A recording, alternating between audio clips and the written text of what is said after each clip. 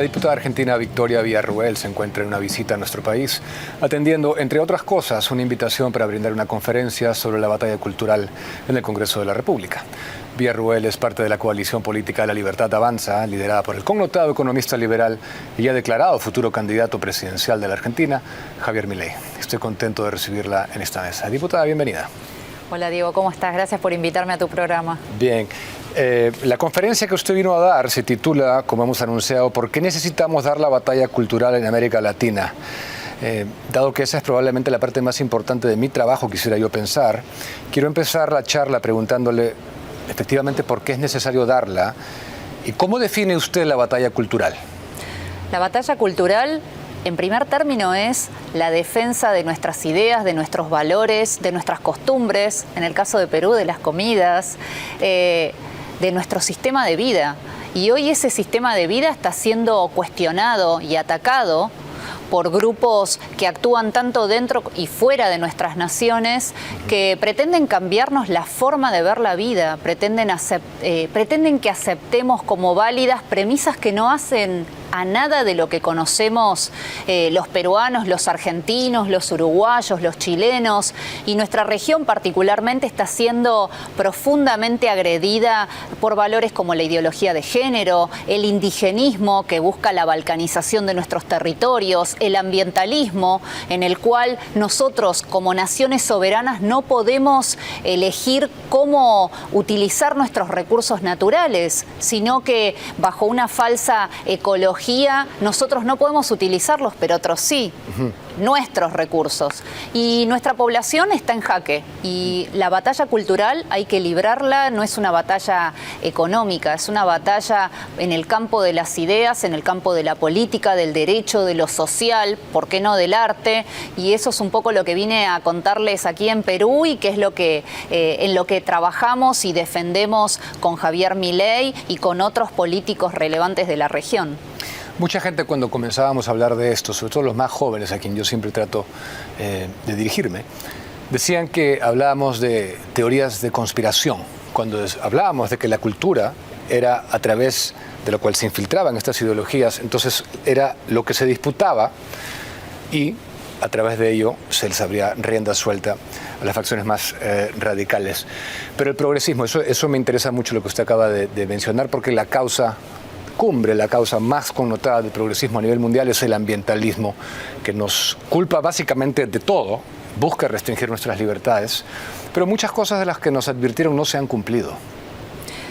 Yo soy una persona profundamente respetuosa de la preservación de la flora, de la fauna, pero también creo que no podemos hablar de flora y fauna si tenemos a nuestros pueblos viviendo en la más absoluta miseria. Si nuestros recursos naturales, que en el caso de Perú y de la República Argentina son profusos, son ricos, o sea, nuestras naciones son naciones ricas, no podemos elegir cómo explotarlos. Por supuesto, pensando en las nuevas generaciones, pero teniendo presente que son nuestros recursos naturales y son nuestras riquezas y somos nosotros, los nacionales de la nación que sea, los que debemos elegir cómo son explotados y no otros países u otros intereses.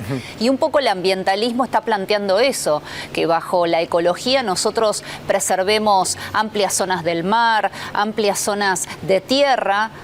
Y mientras tanto tenemos, en el caso de la República Argentina, más del 40% de nuestra población en línea de pobreza. Entonces es inmoral hablar de soluciones finlandesas, de soluciones escandinavas para países que no pueden darle un plato de comida a su población todas las noches. Sí. Una de sus más recientes intervenciones en la Cámara de Diputados Argentina me llamó muchísimo la atención y yo quería compartir con el público ese momento y después obtener su reacción para formularle la siguiente pregunta. Vamos con ese bye, por favor. ¿De qué justicia social están hablando si ustedes son los responsables del descalabro que vive este país, de la miseria que vive el pueblo argentino? Por eso, señores, menos indigenismo, menos lenguaje inclusivo, menos adoctrinamiento de izquierda, menos ideología de género, más dignidad para nuestros ancianos y jubilados. Muchas gracias.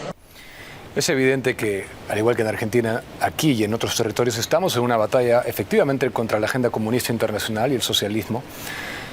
Pero ¿cuánta responsabilidad atribuye usted al progresismo? La responsabilidad es completa. La izquierda, no solo la izquierda castrochavista, sino la socialdemocracia son responsables de que países ricos vivan en la miseria, de que nuestras naciones no tengan progreso, de que nuestros derechos humanos cada vez se restrinjan más, que la libertad empiece a ser una utopía, que la libertad de expresión no esté garantizada para todos. En definitiva, la izquierda es responsable de un sistema de ideas que solo ha traído pobreza a nuestra región. Ahora, nosotros también tenemos que hacernos responsables. Los que pensamos distinto, los que queremos naciones soberanas, los que queremos justicia, los que queremos verdad, una política de defensa seria, que haya educación y salud en nuestras naciones y que cualquiera que quiera tener un proyecto de vida en nuestros países pueda llevarlo con dignidad y pueda darle de comer a sus hijos todos los días, también tenemos que luchar. Y eso es lo que hacemos con Javier Milei, eso es lo que hacemos con la Libertad Avanza y eso es lo que vengo a plantearle a los peruanos. Hay que luchar, los que pensamos distinto, no podemos seguir indiferentes a lo que está ocurriendo. Hablando de Milei, usted es parte de la coalición La Libertad Avanza, que lidera. Usted fue la número 2 en la lista, él fue el número 1. Esta coalición es una unión entre liberales y conservadores, ¿verdad? Así es. O sea, ¿usted es conservadora? Sí. Y eso... Igualmente te tengo que decir algo, Diego. Si quisiera que me definieran, lo único que querría que se recuerde de Victoria Villarruel es que fui patriota. Nada más. No me interesan las categorizaciones, no me interesan las carátulas. Lo único que me interesa es que amo profundamente a mi país y por ende estoy muy de acuerdo con que los demás amen sus países y los defiendan y los protejan. Y creo que tenemos que luchar todos. Y este movimiento en el que confluyen personas de diferentes ideologías o diferentes matices, lo que busca es eso, que nuestras naciones vuelvan a tener el sitial de honor que merecen. Pero me parece, digamos, desde un punto de vista del estudio de la ciencia política, fascinante esta coalición en el sentido de que hay mucha gente, incluso liberales y conservadores, que se consideran tan enemigos entre sí que dicen que es imposible unirse para derrotar un enemigo comunismo. Hay quienes consideran que son tan enemigos el uno del otro como el comunismo lo es de nosotros. Yo te pregunto, Diego, ¿realmente alguien piensa en forma tan pura en el siglo XXI? ¿Realmente hay una persona que se defina netamente como liberal o netamente conservadora? No, hoy confluimos. Hoy tenemos que acercar las posiciones. Nuestras naciones están en un momento crítico en sus historias y creo que es el momento de acercar posiciones casualmente para abarcar a la mayor cantidad de ciudadanos en lo que tiene que ser un cambio de paradigma y una propuesta nueva. Los paradigmas de la izquierda son el pasado, son arcaicos, han generado la miseria en donde se han regado. Entonces es hora de plantear nuevas ideas, nuevas soluciones. ¿Y cómo las vamos a hacer? ¿Planteándonos cada uno en su fuerte ideológico? No, tendiéndole la mano al similar, al que está cerca, para que tratemos de armar un puente y pasar. Sí, pero me parece fascinante, como decía, que se demuestre que es posible esa unión, porque el sector más progresista socialmente del movimiento liberal a nivel internacional nos decía que no era posible tener a liberales que defiendan la vida. Y Javier Milei es uno de ellos. Así es. Así es, nuestras premisas son la defensa de la vida, de la libertad y de la propiedad. Javier es libertario, yo soy conservadora, los dos queremos una nación que sea libre y soberana. Estamos de acuerdo en lo básico, estamos de acuerdo en los valores básicos para cualquier ser humano. Sin vida no hay ningún tipo de otro derecho, así que ¿cómo no vamos a acercar posiciones? Sí. Ahora, en una de las últimas votaciones también me llamó la atención que Javier Milei y usted fueron los únicos dos de toda la Cámara Baja que votaron en contra del proyecto de ley que buscaba digitalizar las historias clínicas. ¿Por qué se opusieron a esto?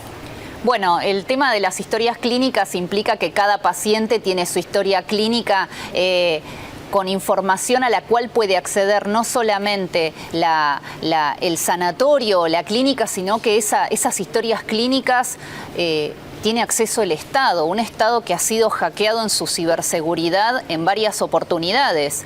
Como abogada de derechos humanos, a mí me interesa particularmente el derecho a la privacidad y me interesa que información tan vital como la de las historias clínicas, que es personalísima, no esté al acceso de cualquier funcionario corrupto, cualquier funcionario impune, cualquier funcionario que ha integrado organizaciones armadas que cometieron actos de terrorismo. Creo que esa es información exclusiva del ciudadano y por esa razón, en defensa del derecho a la intimidad y en defensa del derecho de cada ciudadano que su información sensible no sea pública si es hackeada, es que votamos en contra. Puede parecer una medida antipática o puede parecer una medida incluso que atenta contra la modernidad, pero si en Argentina no tenemos realmente asegurada la ciberseguridad, no puedo confiar en un Estado que no me va a dar la certeza de que mi información privada luego no va a ser usada públicamente o no va a ser usada para que yo no pueda acceder a determinados derechos. ¿En qué ha fallado, considera usted, la derecha en Latinoamérica? ¿Cuál es el mea culpa que se hace desde ese sector? Veo dos posibles respuestas a tu pregunta. La primera es que no se ha implicado. Ha elegido no librar ningún tipo de batalla. Ha elegido mirar desde afuera todo lo que estaba ocurriendo en el quehacer político. Y segundo, ha planteado una batalla exclusivamente económica y no ha querido pelear en el campo de los derechos humanos, en el campo de lo social. Nuestros países son países, mal que nos pese, que están en Latinoamérica, en el tercer mundo. Yo estoy orgullosísima de ser argentina y estimo que vos también de ser peruano, pero la realidad es que no estamos en el medio del primer mundo. Por ende, tenemos que pelear determinadas batallas sabiendo que las soluciones también tienen que estar adecuadas a la idiosincrasia de nuestros pueblos. Entonces, plantear, mientras la gente no come, la legalización de la marihuana, realmente me parecen medidas, además de que son estrictamente cosméticas, que no apuntan a solucionar nada del devenir de nuestros pueblos. O sea que la derecha no ha entrado al campo de las ideas a ver la batalla política, la batalla comunicacional, que es la batalla de las narrativas. Exacto. Y yo quiero preguntarle por el gobierno actual de Alberto Fernández, porque Argentina era un ejemplo de que se podía erradicar el analfabetismo a comienzos del siglo XX, era un país comparable a Suecia, casi en el primer mundo, básicamente en el primer mundo, y uno del presidente de la nación en este momento escucha declaraciones que son, solamente las puedo comparar con las de un Pedro Castillo, un Gustavo Petro, gente de una ignorancia absoluta, en las cuales celebra que los maestros, por ejemplo, no hayan superado el umbral mínimo de tributación, por ende que estén en el nivel más bajo porque no tienen que tributar. ¿Cuál es el análisis que usted hace? Desgraciadamente la política en las últimas décadas, particularmente en la República Argentina, ha caído en uno de los niveles más bajos de representatividad. O sea, quienes llegan a la función pública no son lo mejor de la sociedad argentina. Quienes están peleando en la arena política no son aquellos que están pensando en el bien común. Están pensando única y estrictamente en su beneficio. Por esa razón, dos ciudadanos comunes como Javier Milei y yo, en nuestra primera incursión política, terminamos representando un montón de ciudadanos silenciados. ¿Por qué? Porque la clase política no los representa. Porque la clase política está nada más preocupada en perpetuarse en el poder, en alternarse en el poder, en sostener determinadas ideas que incluso son foráneas, como la ideología de género o como el indigenismo, y no en plantear la solución de que el pueblo argentino viva con dignidad y que pueda tener un futuro en donde nació. Y seguir haciendo activismo político con el dinero de todos nosotros. Por supuesto. Y empernándose en los puestos con el dinero del pueblo. La pregunta final me ha dado el pase perfecto para hacérsela. En un minuto, diputada, usted es básicamente, políticamente hablando al menos, de las personas, si no la persona más cercana a Javier Milei.